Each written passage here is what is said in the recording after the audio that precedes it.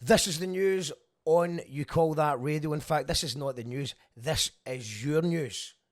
Because what we're doing is asking Patreons and people to comment on YouTube with the topics that they want covered. So today we're going to go to Greg from Leicester, who says, what happened with the Tommy Robinson rally in Glasgow? Was there any riots up there?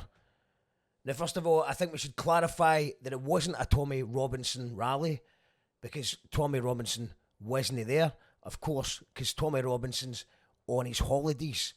He likes to leave the country to better himself and his family by getting warm weather as much as he can. So there was a small worry initially that there was going to be hundreds of fascists bust into Glasgow, and fortunately it didn't come to that. It was like a small gathering of about 100 fans, some of the far right, and they were outnumbered by a few thousand.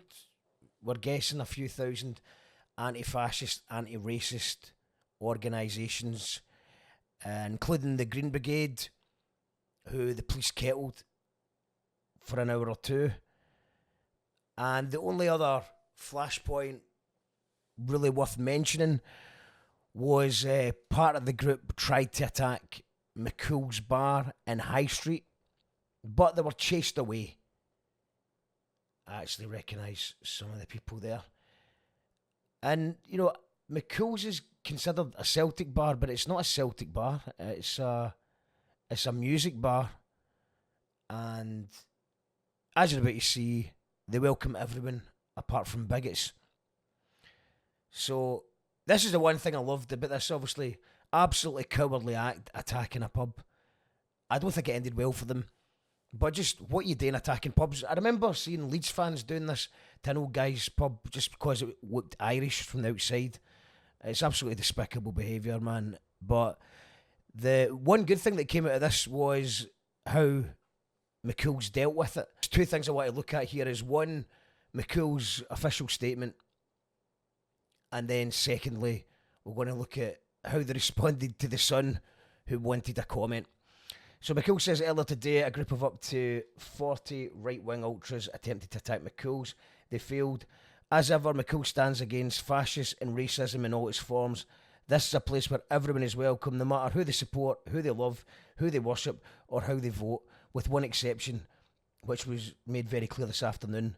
Nobody was hurt, and we continue as normal.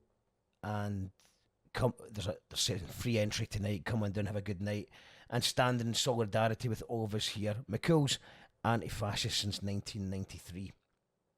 Good afternoon. I'm reaching out regarding videos circulating online of a mob attacking your venue after today's far-right protest in George Square. I've tried ringing you, but couldn't seem to get through. Are you able to comment on, confirm what happened here? Thanks. A reporter from The Sun. McCool's response, absolutely classic response from McCool's. Basically, a mob of purely educated and angry bigots attacked our pub, partly as a result of the lies and propaganda perpetuated on a daily basis by your newspaper. Further comment and confirmation is available on our previous social media posts. Thanks for reaching out. Please go fuck yourself. Please go fuck yourself. And I wish more people would respond to these tabloids just like that. Your Daily Mails, your Suns, all these people have got blood in their hands from the riots that happened over the summer. Constantly talking about immigration, constantly talking about people in rubber dinghies rather than the billionaires in fancy yachts. And, you know, between the politicians and the media, just wanting to change the attention to anything apart from the corporations and the politicians who are destroying the country. So, well done to McCool's for telling them to go fuck themselves. And yeah, I think it's something that we do need to be careful of in Scotland. I think the idea that Scotland can't be racist is ridiculous. Scotland is still racist. I mean, a lot of Scotland's racism is based on ignorance rather than sheer hatred. and you're certainly not going to get the numbers you want to defend king and country and wave union flags, just because most people don't care enough. And, you know, a lot of people want independence, but even the people that don't want independence, that are happy being in the union, they don't want associated with the king, they don't want associated with the royal family, English football commentators, Tories, Starmer, or anything to do with Westminster or the Sun. And my theory why this is largely true is because, you know, we've grown up with the Scottish stereotypes in our mainstream media. So we grew up with the BBC and ITV telling us that we were, you know, so we were tight with our money, we're always wearing kilts, eating haggis. If we're in a TV show, we're either the police or the wife beater. So I think we're a bit more switched on to what the media do and how they portray people and how they use stereotypes to dehumanise certain sects of society. So, yeah. But there's still too much racism in Scotland, but at least we're not running about smashing up our towns yet.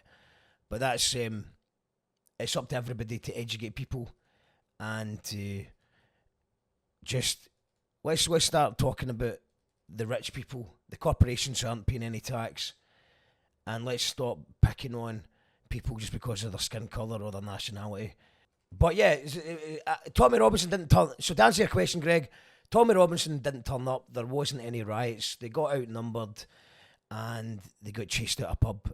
And hopefully things will calm down over the winter, because to be honest, people don't really protest in the UK in the winter because it's freezing.